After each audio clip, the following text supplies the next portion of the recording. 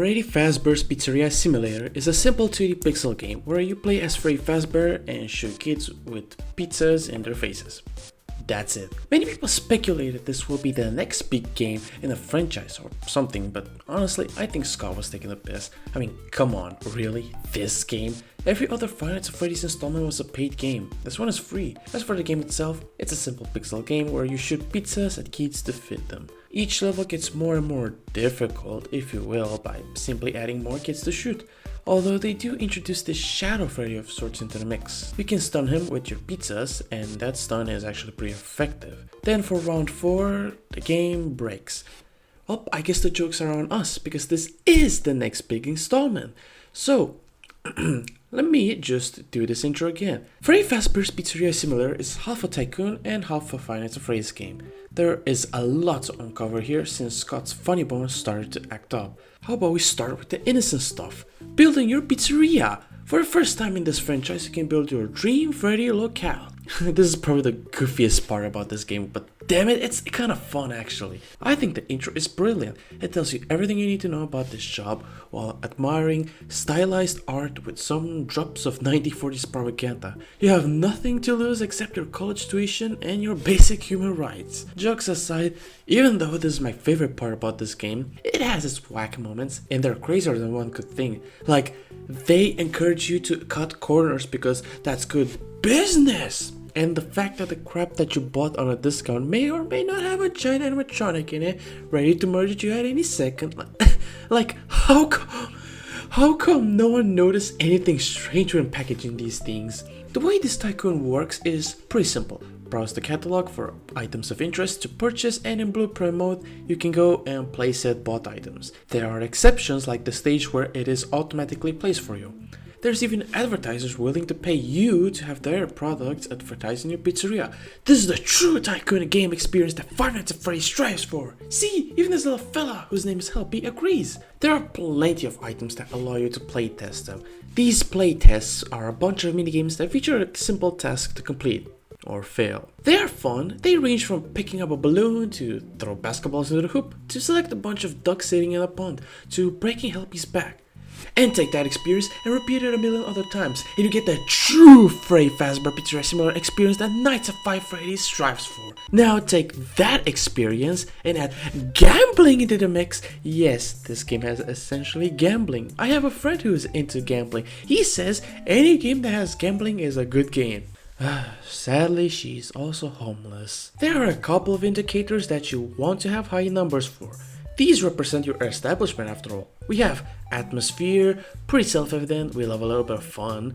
Health and safety, also self-explanatory. I mean, you don't want to get sued for the most hilarious, very serious stuff, wouldn't you? Okay, I can't keep a straight face for these. These violations are amazing for all the right and wrong reasons, which I will get to in a second. Entertainment, I mean, who goes to a pizzeria to get bored? What pizzeria in this world is boring to go to? And lastly, revenue. You have to print those dollar signs if you want to be successful in the long run and to have enough money for the lawsuits. Yes, you can get sued in this game, and like I said, these violations are comedy gold. I mean, it would be a shame if some kid fell down a bunch of times only to result in developing a fear of being ignored by people because your staff members gave zero shits about said child. There's a phobia of getting ignored? Yeah man, you can get autophobia by just tripping on your nuts. I haven't made up that word, by the way. You learn something new every day, I guess. How about a kid who broke exactly 100 bones and only noticed when he got home? I don't care for the fact that that shit most likely happened at home. We're still blaming you for ruining our kid. Ah yes, the classic tale of kid falls down because the ground just, gave away, just like that.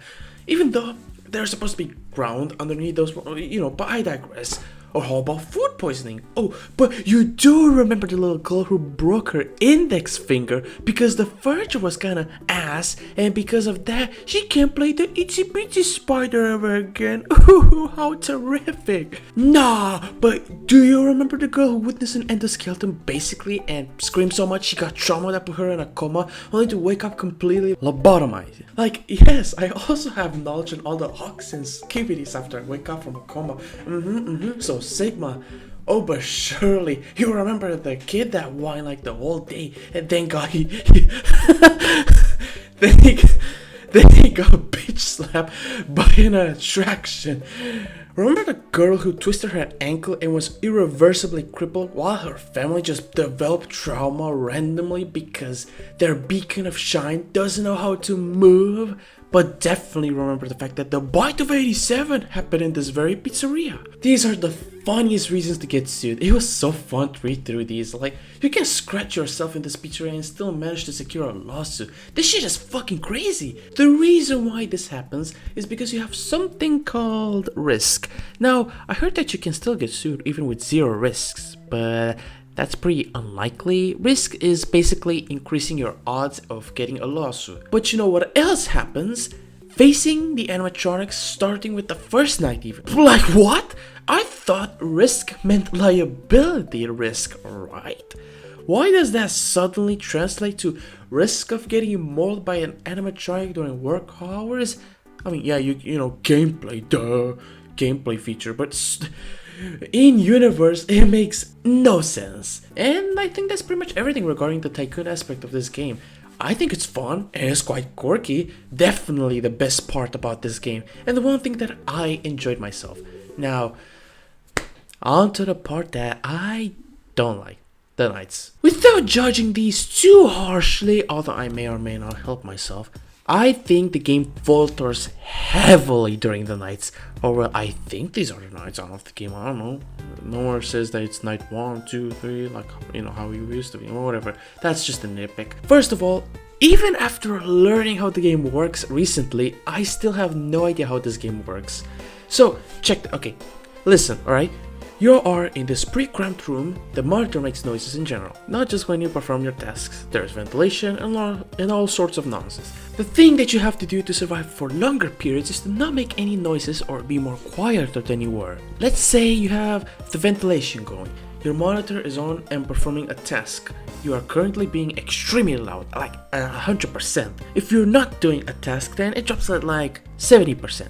If vents are off, then at 30%, and lastly, if you shut your monitor, that goes to 0%. Did I get this right? If not, then correct me, but my point basically is, why did Scott choose such a complicated way of surviving? Why is the gameplay loop so complicated? If you're asking me, I think Five Nights at Freddy's works best when everything is pretty simple to understand. So the fact that I had to look up a guide to understand gameplay loop automatically makes this not great. Also, the action of completing tasks is pretty mundane and not really engaging. Sometimes an ad appears to break the ice, but it makes me annoyed even more because you've put an indestructible wall for a few seconds in front of me for no damn reason. And it also makes me wonder why this tiny ass computer doesn't have ad block. Jump scares are also lame as hell. There are tools to help you survive. There is a motion detector which detects motion, aka animatronics, works most of the time, and an audio decoy to use to lure them away from you. Friendly reminder, this does not work at all if you are loud. I mean, it does work, it just has no effect. There's also a silent fan which can be useful so you don't die from heat. But like, did anyone else use this feature? Also, where in the sweaty balls of Fazbear is this office located that it even manages to get as hot as 120 degrees? At the end of each shift, you find yourself here. Now, imagine this. Just imagine. You are an employer working at a Chuck E. Cheese from, somewhere. And you find a broken down animatronic from Showbiz Pizza Place, which is an establishment from the other side of the town, in the back alley, and management tells you they have no fucking idea where it came from, but you can salvage it and document some results to earn the same amount of money as the retail price of a fucking Nintendo Switch 2 bundled with Mario Kart World. These are what I like to call the intermissions between the nights and going back to your pizzeria, but I think they're more or less mini games. You have the chance to get more money, however there is a catch. No, the catch is not you risking wire strangulation from a broken down animatronic, but if you're successful, you essentially brought an animatronic into the building. Yeah, before this there was no one here. I find this cool because you have the option to make the game free to finish, or you can just actually turn it into a normal game. You have a taster and you can only taste the animatronic 3 times before it starts to lose its value. as if much value were to be found in these guys. I do like how this room is lit up, the atmosphere is on point. Mechanically speaking, flipping the page is used to transition the animatronic to the next stage of aggression, but, and here's a fun fact, this page is useless. You don't even have to fill any of these prompts. The jump scares here are more involved than the ones in the main room, but they're still whatever. My question is, who set up this room? Because I doubt it was us, considering that we have a cassette tape with us that seems to be replaced every single time. So clearly someone is aware of this room and actually takes care of this. Why aren't they dealing with this shit? The more I think about this scenario, the more it makes no sense in terms of everything. Like, why would these animatronics be placed here willingly to get tased in their ass? Why, whenever I do get caught, they actually don't kill me. Instead, I lose something from the pizzeria. Like, do they steal that shit or what? Why do they only kill me in the main room? Who is this voice from the cassette? As far as I'm concerned, he just waltzes into this franchise and boom, everyone seems to know who he is. I mean, I also know because, you know, I found out through the oh god damn it. Ugh. Okay, I don't want to talk about the books. I doubt you need me to tell you how stupid making the books canon is.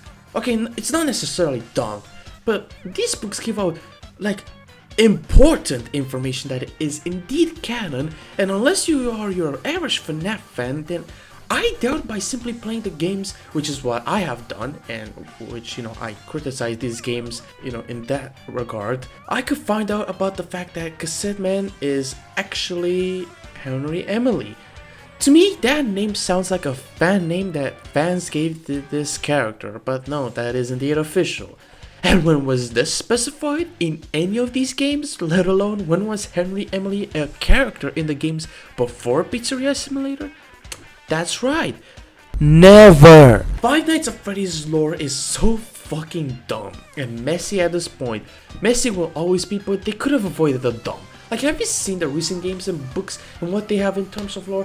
What started as serial killer killed 5 children, then stuffed them into mechanical suits, then those suits proceed to be possessed by the spirits of the missing children, has now suddenly evolved to just using actual black magic, and also apparently the wife of the serial killer, which was a nothing character in this entire goddamn jumbled mess, suddenly is relevant with security breach question mark? I would also argue they could have avoided messiness. Say what you want about FNAF 4 and the supposed Dream Theory fans were having back then, but I feel like we were pretty damn close to solving everything. It was difficult to put the pieces together. However, starting with Sister Location, things took a turn for the worst. It's just disappointing, really, because I, like you, was interested in the lore, but it lost the plot so hard I don't care. I just don't care anymore. Holy long ass tangent aside, this section is fine. I haven't even talked about the animatronics. We have Molten Freddy, which is supposedly Anard. Okay, whatever you say. Actually, I have no idea how Anard even wound up here. Last time I saw him, he was in the sewers, so I guess the point is, where did he find his Freddy mask? Scrap baby. Now, how the hell are you here? Like, you were part of the amalgamation that is Anard, and last time we saw Anard, he was in the sewers. Now, honestly, I don't know how Anard wound up here, but like, how are you here? I don't understand this. Scrap Trap. I'm utterly confused. You're telling me this guy is the same guy as Springtrap? Dude, these are not the same person. Look at these mofos. He has feet now. Well, okay, like he had them before, but they were looking like an endoskeleton. This one has actual feet. His body structure is different. His jawline is completely different. In fact, his entire head is differently shaped and his nose is more pronunciated. This guy has to have changed suits between games. Like, you're telling me Springtrap got plastic face surgery with some botox shoved up this cranium, painted his nose more black, mute, and hit the gym to magically grow feet? Circus and Scrap? Far-fetched, but I can see the argument. These guys? Nope. Lefty's also there. A special animatronic built to capture the puppet because, you know, the puppet, aka some 5-year-old, is extremely smart, blah blah blah blah blah. This game has multiple endings, which is fun, a bunch of achievements which require heavy investment, and overall, I think Pizzeria Simulator is decent. I have to mention the ending with the badass speech. I can appreciate it, but again, like I said, I have no idea who this man is. Okay, well, actually, no. I'm just saying this from the perspective of someone who has only played the games. I've seen people claim this to be the perfect ending, with Ultimate Custom Night being a nice bonus that also answered any other question that was asked, supposedly. But this is in no way the perfect ending people claim it to be. Honestly, FNAF 3's good ending felt pretty perfect, quote unquote, all things considered, but you know, that's just me.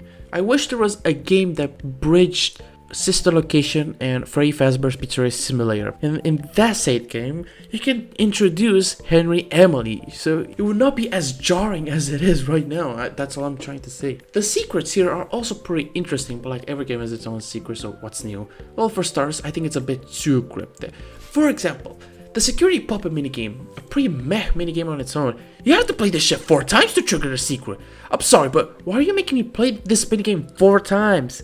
This one doesn't even have anything interesting to say like, oh yeah, that's the child that one purple guy murdered. As if we didn't already know this. Since FNAF 2, mind you.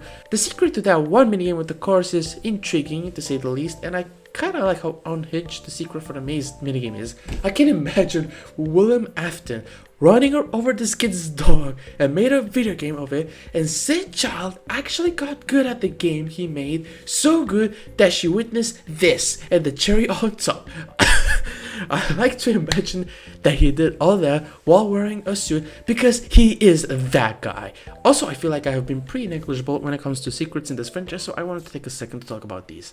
And that's pretty much it. I certainly did not expect this video to be this long, but I'm glad that it's more than 10 minutes. I have plenty to say about Pizzeria Simulator, so let me just say this. I do like this game, mostly the tycoon aspect. Everything else, not so much. Overall, I'm pretty mixed on this game, and UCN certainly is, well, slightly better, maybe I can tell with this game, which will be the next game we will take a gander at, most likely on another short video. So, in the meantime, thanks for watching, and have a good day.